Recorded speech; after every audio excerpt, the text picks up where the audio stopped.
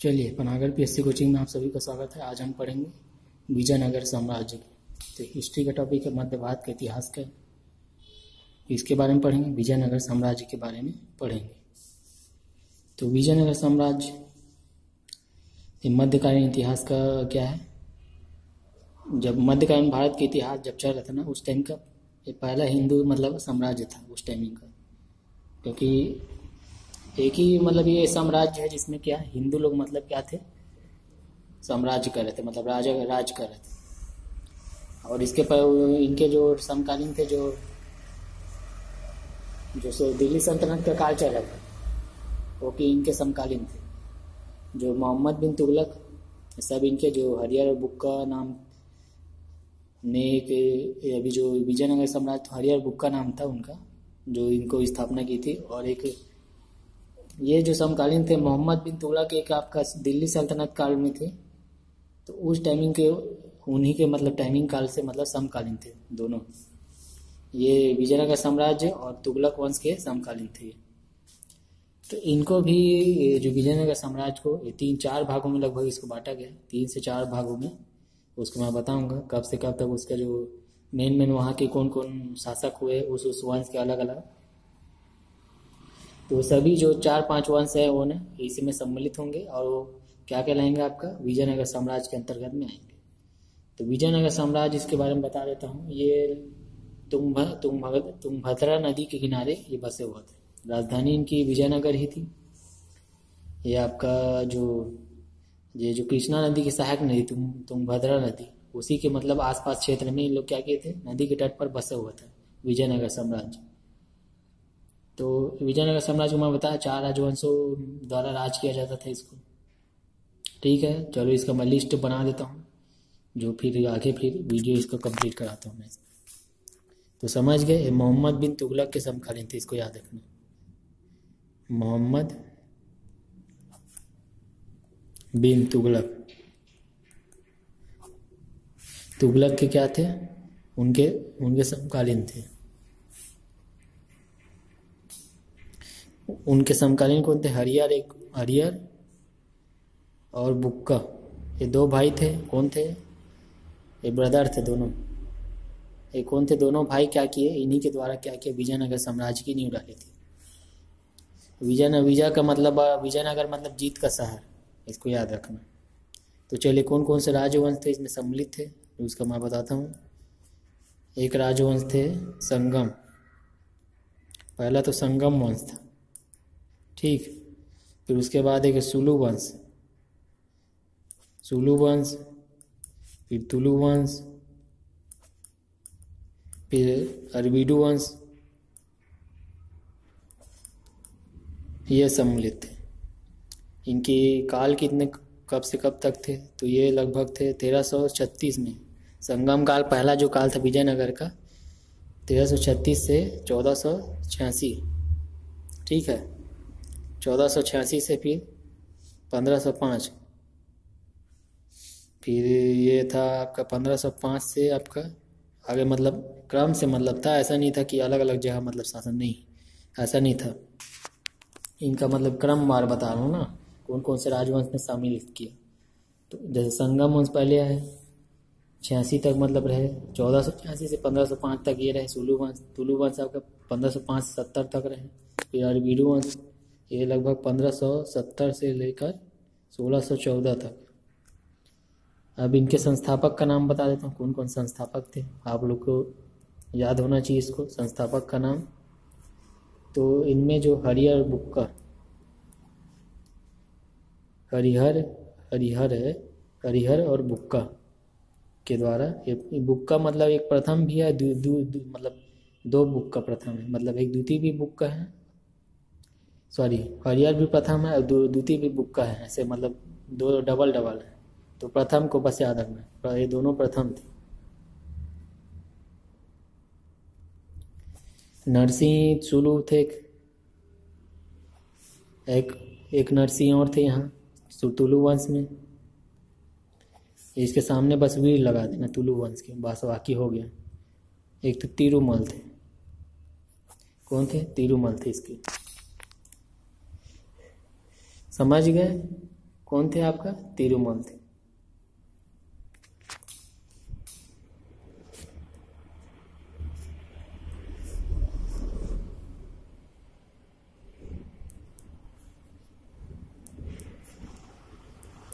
क्या क्या बता है? तुलु वंश, संगम वंश, सुलु वंश, तुलु वंश और विडु वंश। ठीक है, समझ गए। अब पहला इसमें पहला वंश को बताया था संगम वंश। संगम वंश के बारे में बताता हूँ। तो ये कब से 1336 से 1486 तक चला। कौन थे इसके संस्थापक? हरियर थे।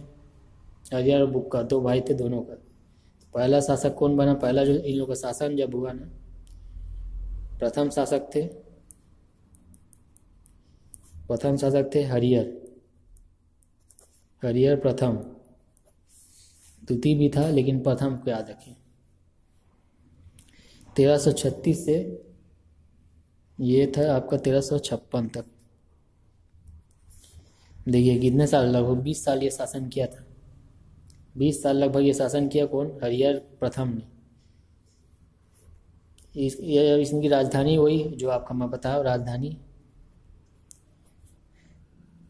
विजयनगर। पहले इसका जो विजयनगर बताया, विजयनगर रखा, मतलब पहले इसकी राजधानी थी एक आनेगोंडी थी। आनेगोंडी उनकी नाम था, आनेगोंडी जगह का नाम था। वहाँ से मतलब यहाँ शिफ्ट किया। ये पहले का है ना, ये इसको शिफ्ट किया, विजयनगर बसा है, इसको विजयनगर नाम रखा। और इसने क्या किया? होसल को जीत लिया। होसल को, या जीते बिना जीते, उसको अपने साम्राज्य में मिला है। विलय किसको किया? आपका होसल को। होसल एक कर्नाटक केरल के आसपास का क्षेत्र था, उसको मतलब जीत गया। और एक कदम्ब को जीता। कदम्ब जगह का नाम था, एक इसके द्वारा जीता गया। कदम्ब और एक मधुरा, दो जगह के इसके द्वारा युद्ध अभियान द्वारा विजित किया गया। ये जीता ये, और अपने साम्राज्य में इसको मिला लिया। हरिहर प्रथम को ना, इसको बोला जाता उस टाइमिंग में दो समुद्रों का क्या था? अधिपति बोला जाता। नोट करके याद रखना, दो समुद्रों का क्या? अधिपति बोला जाता था। समझ गए? दो समुद्रों का क्या बोला जाता था? अधिपति इसको इनके द्वारा बोला जाता था। तो देख लीजिए इसमें का, इसकी मृत्यु 1356 में होगी, इसको याद रखना। चलिए अगला शासक बताता हूँ मैं। फिर एक सेकंड शासक था बुक्का। बुक्का प्रथम था। बुक्का प्रथम नंबर का था। तो इसके टाइमिंग में क्या हुआ? इसका जो शासन आप याद रखिए 1356 से आपका 1377 तक चला। लगभग 20 साल लगभग ये भी चला है ना, 20-21 साल। इसका भाई था कौन? बुक्का प्रथम। तो इसने जो एक उपाधि धारण की थी, उसी टाइम में इसको दिया गया था वेदमार्ग। वेदमार्ग इसने उपाधि धारण की थी। अब क्या था ये? प्रतिष्ठापक। क्या था? प्रतिष्ठापक, जिसका बोला जाता था। वेदमार्ग प्रतिष्ठापक की उपाधि ग्रहण की थी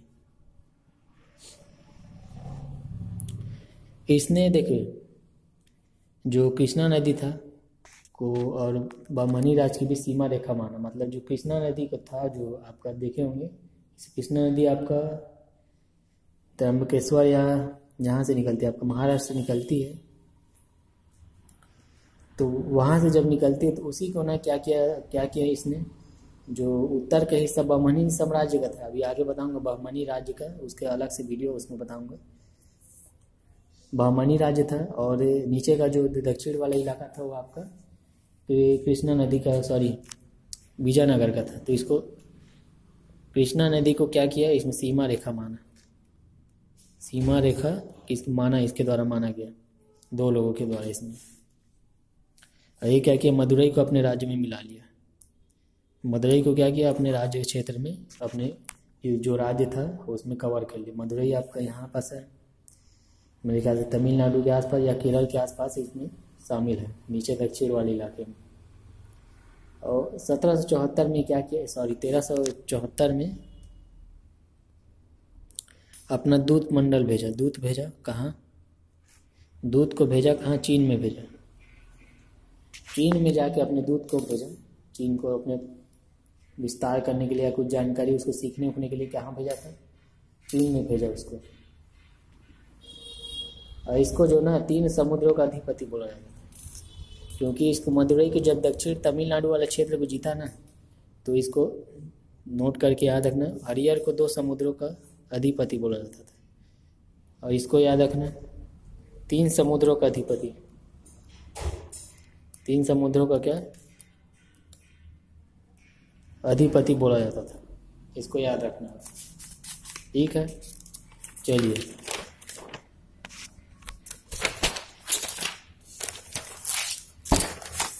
आगे से बताता हूँ। ज़्यादा इम्पोर्टेंट नहीं है। तीती एक शासक थे, तीती शासक थे, इसको याद रखना। हरिहर द्वितीय नंबर के। इनका इम्पोर्टेंट नहीं है। 1377 से आपका 1404 ईस्वी तक इनका उस प्रशासन था। अब ये क्या किए, इसको बताता हूँ मैं इसमें। तो इसने राजा की उपाधि धारण की। इसके पहले किसी ने राजा की उपाधि नहीं धारी, इसी ने अपने आप को राजा बनाया, राजा घोषित किया खुद को इसने हरिहर द्वितीय ने उपाधि मतलब के रूप में उसको लिया, राजा के रूप में। और इसने एक महाराजा धीराज की भी उपाधि धारण की, महाराजा धीराज के रूप में धारण की, पदवी धारण की, मतलब पद में बैठा था ना, महाराजा धीराज की पदवी मतलब इसने धारण की। और ये क्या किया पता है? एक युद्ध लड़ा। युद्ध में क्या किया? श्रीलंका को राजा था एक, श्रीलंका के राजा को क्या किया? हरवा के वहाँ पर उसको हरा के और उसको पराजित कर दिया। मतलब युद्ध के लड़के पराजित किया और उसके मतलब टैक्स देता, कर वसूलता था उससे, कर वसूलता था। कहाँ से? या कर वसूल किया वहाँ से टैक्स, श्रीलंका से। सोचो यहाँ से मतलब हम लोग भारत से वहाँ श्रीलंका मतलब वहाँ से टैक्स लेता था। ये इतना बड़ा प्रतापी राजा था ये हरिहर द्वितीय, क्योंकि ये इसका साम्राज्य थोड़ा बढ़ गया था ना केरल तरफ।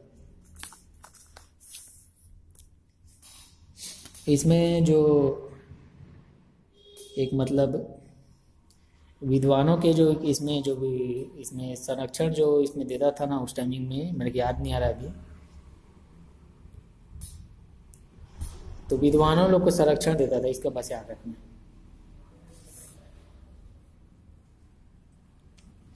ये क्या करता था? विद्वानों को क्या करता था? संरक्षण देता था। विद्वानों को क्या करता था? संरक्षण देता था। एक उसके बाद एक शासक है, इसको याद रखना, देवराय को। देवराय प्रथम की इम्पोर्टेंट है, इसको याद रखना। प्रसिद्ध था ये शासक, जो था प्रसिद्ध आदमी था। इसको आप याद रखिएगा। इसको 1406 से 1422 तक इसका शासन काल, ज़्यादा समय तक नहीं था।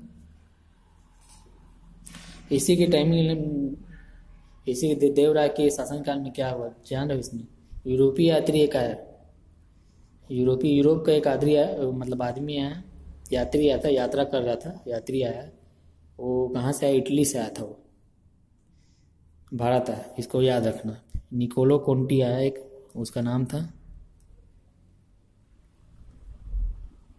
निकोलो कोंटी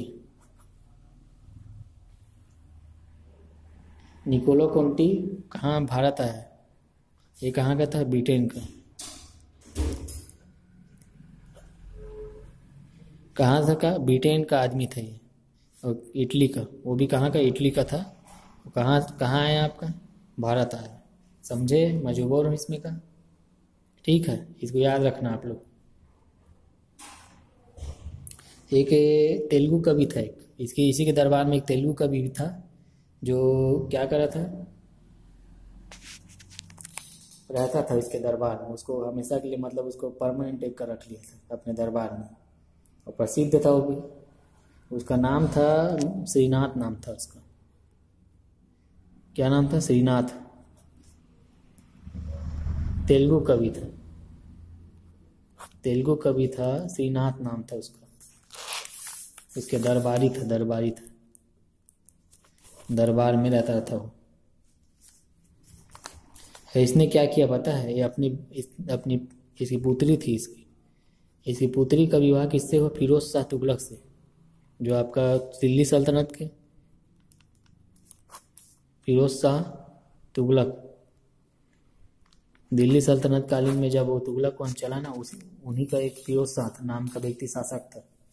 तो इसको अपनी पुत्री को दिया देवराय प्रथम ने, इसको याद रखना।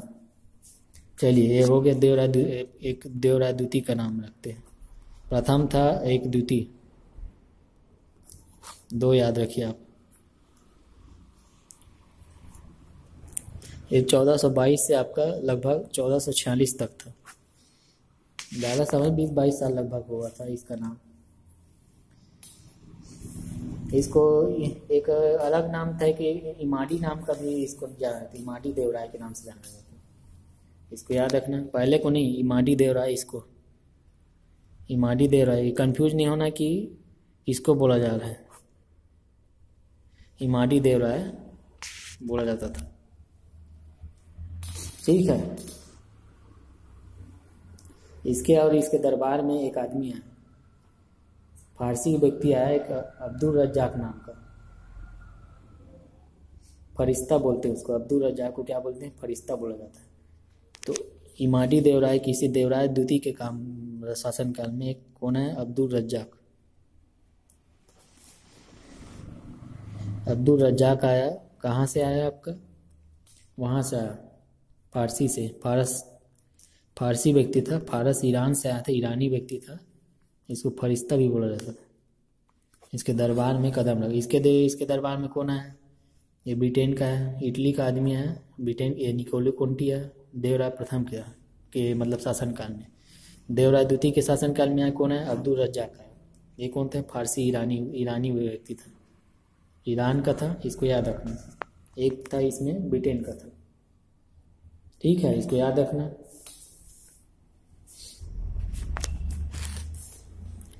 इनको गजबेटकर भी बोला जाता था, एक गजबेटकर, एक तो इमाडी देवराय, एक गजबेटकर भी इसको, क्योंकि गजबेटकर मतलब हाथी को क्या शिकार था, मतलब हाथियों का शिकार करता था ये, तो ताकतवर था देवराय द्वितीय।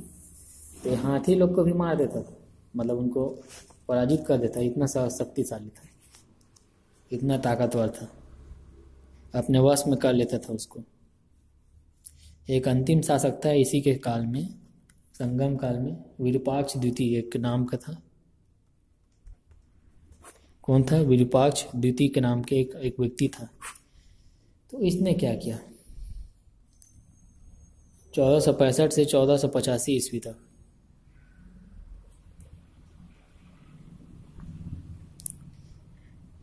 से 1485 ईस्वी तक क्या किया?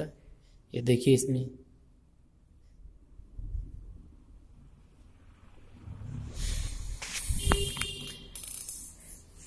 इसका शासनकाल था लगभग, देखो 20 साल लगभग इसका शासनकाल था। तो इसने क्या किया? देखिए, जो सालू नरसी था, एक व्यक्ति था, क्या था? सुलू नरसी या सालू, जो सालू वन जब चला ना, तो सालू नरसी था एक व्यक्ति। तो इसने क्या, उसका सेना नायक था नरसा नायक, है ना? सालू नरसी जी का एक सेना नायक था। तो सेना नरसा नायक ने क्या कर दिया?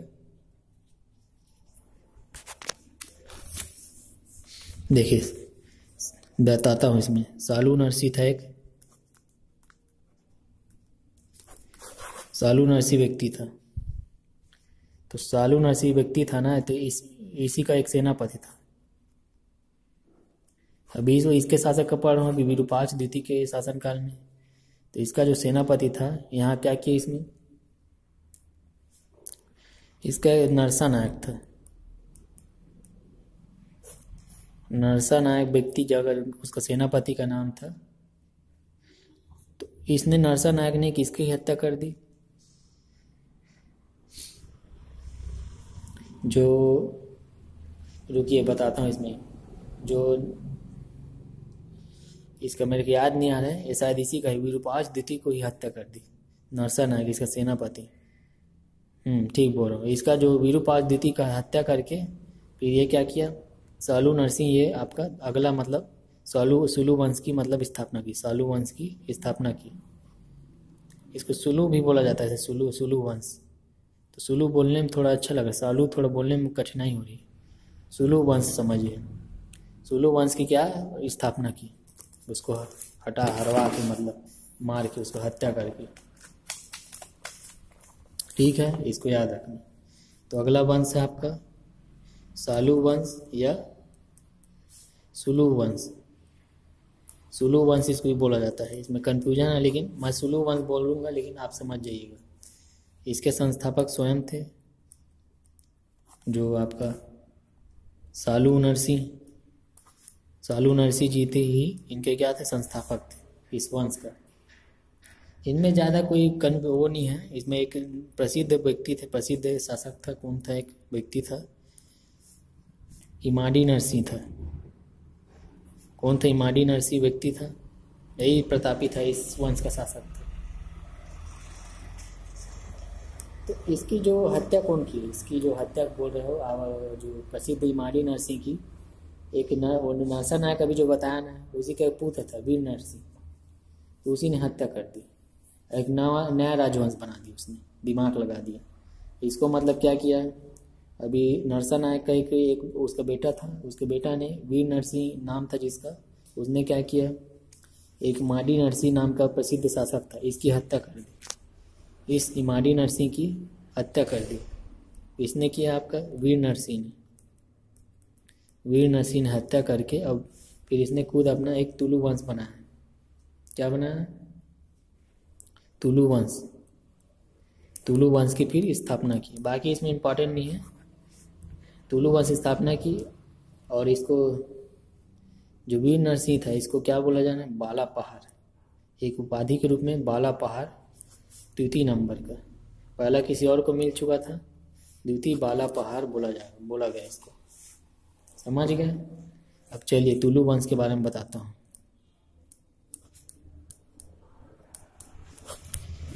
तुलु वंश के बारे में क्या बोलता हूँ, बताता हूँ मैं इसमें। तो संस्थापक थे जो तुलु वंश के, जो संस्थापक थे वीर नरसिंह थे, इसको याद रखना। तुलु वंश के संस्थापक कौन थे? 1505 से 70 तक।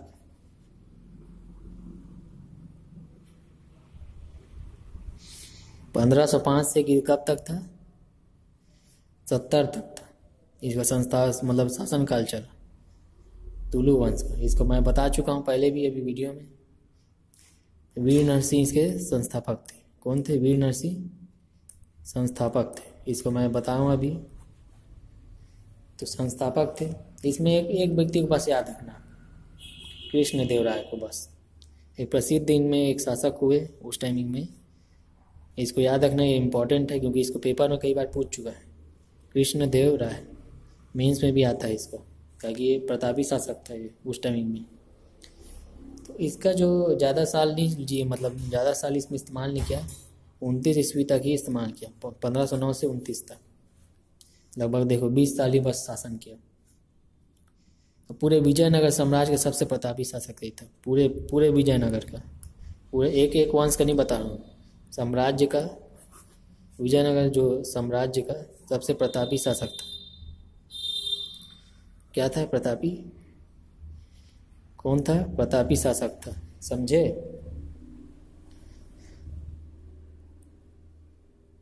उपाधि इसका क्या था? आंध्र भोज।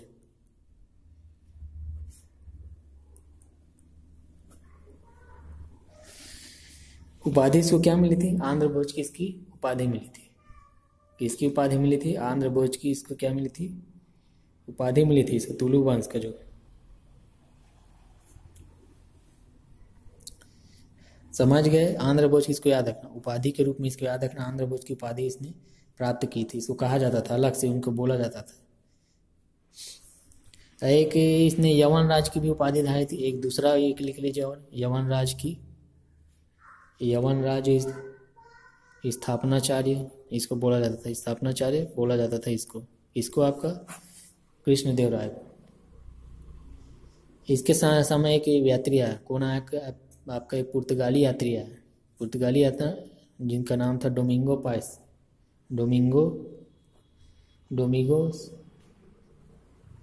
डोमिंगोस पायस।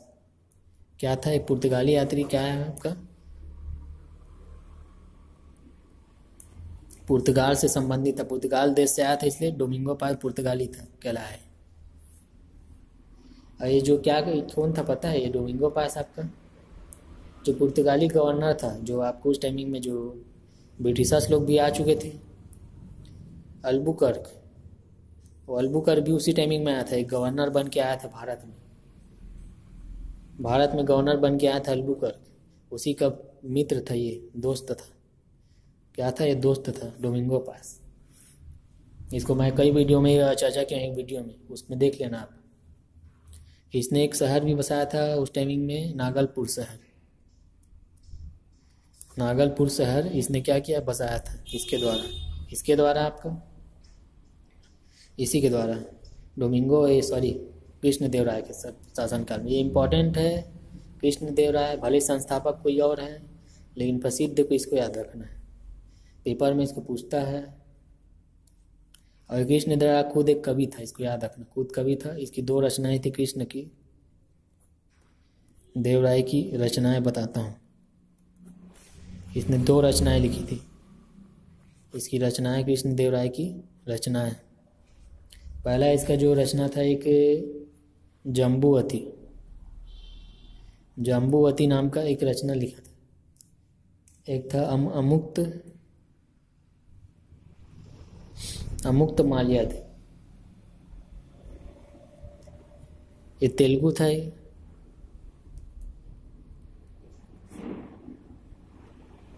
क्या था? तेलुगु, अमुक्त माल्यद तेलुगु में लिखा था इसने,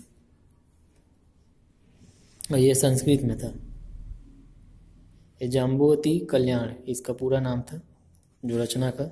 जाम्बुवती कल्याण संस्कृत में था, अमुक्त माल्यद आपका तेलुगु भाषा। ये तेलुगु लोग थे ना, ये लोग पूरा, वो जो आपका दक्षिण क्षेत्र में मदुरई उधर पूरा शामिल थे पूरे तेलुगु, और उन्हें तमिल लोग इन पे आते थे, वहीं के क्षेत्र के लोग थे, आंध्रा के आसपास के क्षेत्र में। आंध्र प्रदेश में भी इन लोग सम्मिलित थे, तो इसलिए आंध्र भोज भी इन लोग को कहा जाता था, जिसको मैं उपाधि के रूप में बता चुका हूँ पहले। ये था आंध्र भोज, इसको बताया उपाधि के रूप में। अभिनव भोज भी इसको बोला जाता था। एक आंध्र पितामह भी बोला जाता था इसको, यवन राज इसको बोला जाता था, और क्या क्या, आंध्र पितामह भी बोला जाता है इसको, पितामह भी बोला जाता है इसका, तो उपाधि के रूप में। और ये अभिनव राज्य भी बोला जाता है, अभिनव भोज। क्या था? अभिनव भोज भी इसको बोला जाता था। समझ गए? इसके दरबार में इसको याद रखना, एक अष्टदिग्गज है। कौन है अष्टदिग्गज? इसके दरबार में पहुंचे थे उस टाइम में।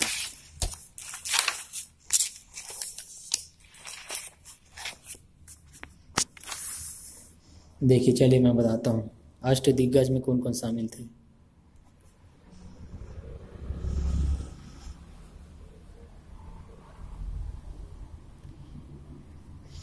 अष्टदिग्गज में कौन कौन आया मैं बताता हूँ। अष्टदिग्गज में तो पहला, एक तो उसमें सभी याद नहीं रखना है, इसको आप लोग लिस्ट होगा तो आप लोग याद कर लेना।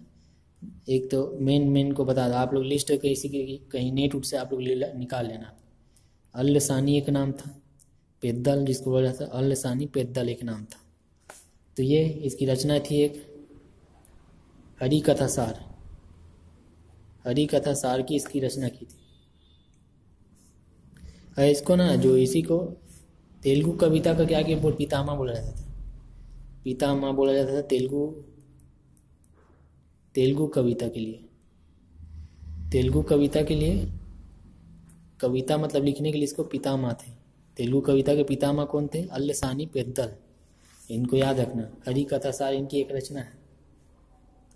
इन्हीं के महत्वपूर्ण एक प्रसिद्ध थे तेनालीरामन।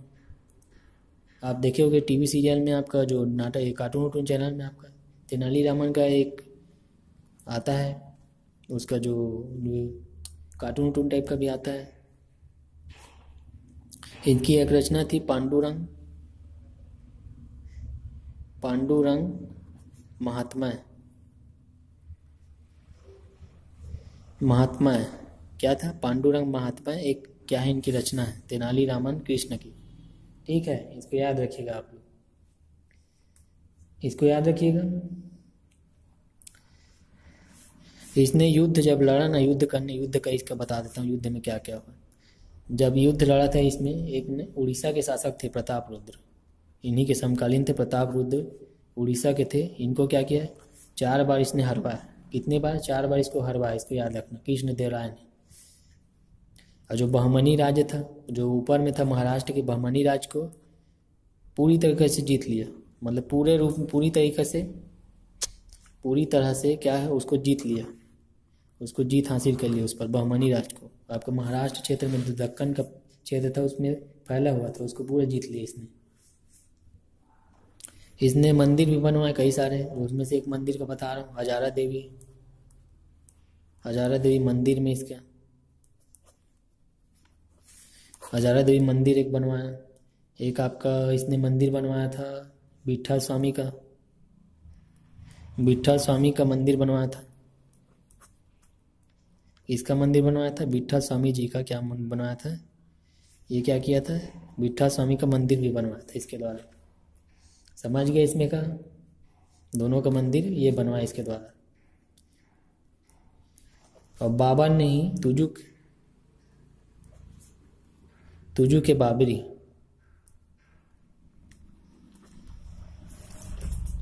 तुजू के बाबरी में क्या किया इसने, बाबर का जिक्र किया। बाबर ने जो उस समय जो तुजू के बाबरी, जो बाबर का आत्मकथा थी ये,